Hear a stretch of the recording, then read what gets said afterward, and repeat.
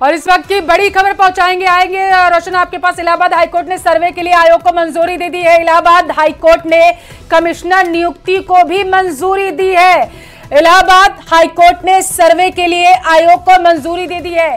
श्री कृष्ण जन्मभूमि से जुड़े इस वक्त की सबसे बड़ी अपडेट आप तक पहुंचा रहे हैं।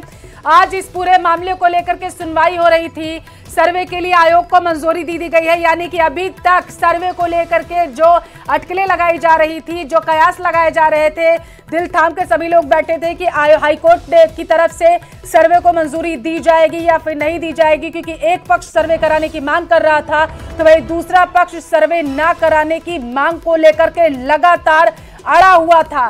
और अब इस पूरे मामले से जुड़ी सबसे बड़ी अपडेट आप तक पहुंचा रहे हैं। सर्वे को मंजूरी मिल चुकी है। बताया जा रहा है कि इलाहाबाद हाईकोर्ट ने सर्वे के लिए आयोग को मंजूरी दे दी है। अब क्योंकि मंजूरी मिल चुकी है तो सर्वे का काम भी तत्परता से आगे बढ़ा दिया जाएगा।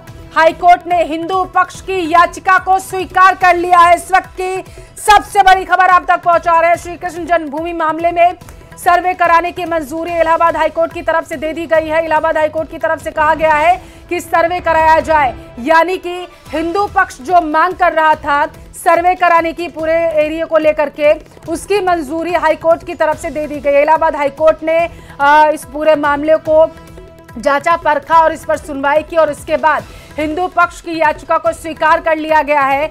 श्री कृष्ण जन्मभूमि मामले में सर्वे को मंजूरी दे दी गई है। इस वक्त की सबसे बड़ी खबर आप तक पहुंचा रहे हैं। श्री कृष्ण जन्मभूमि मामले में बताते चले इलाहाबाद हाईकोर्ट ने सबसे बड़ा फैसला सुनाया है। हिंदू पक्ष की याचिका को स्वीकार कर लिया। इलाहाबाद हाईकोर्ट ने सुनवाई हुई थी और अब बताया जा रहा है कि मंजूरी सर्वे कराने को लेकर के दी गई है।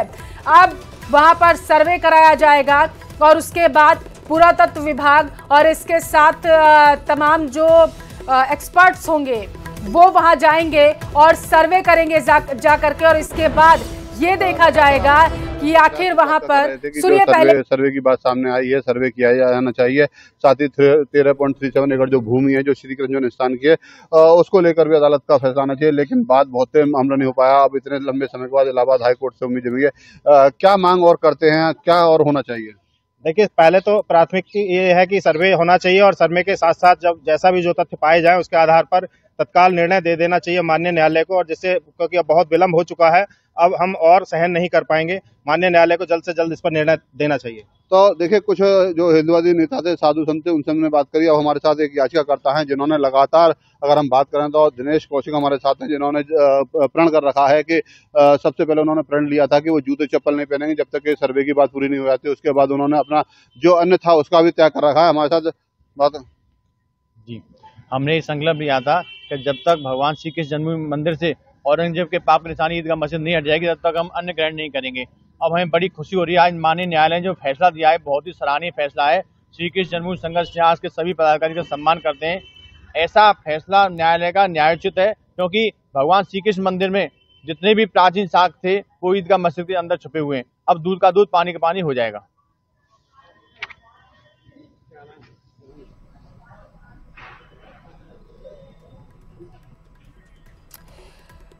तो बड़ी खबर यहां पर आप तक पहुंचा रहे हैं। श्री कृष्ण जन्मभूमि मामले से जुड़ी हुई इलाहाबाद हाईकोर्ट ने सर्वे कराने की मंजूरी दे दी है, यानी कि अब उस एरिया का सर्वे कराया जाएगा और विवादित स्थल के सर्वे के साथ ही तस्वीरें क्लियर होना शुरू हो जाएंगी। बताते चले कि हिंदू पक्ष लगातार ये मांग कर रहा था कि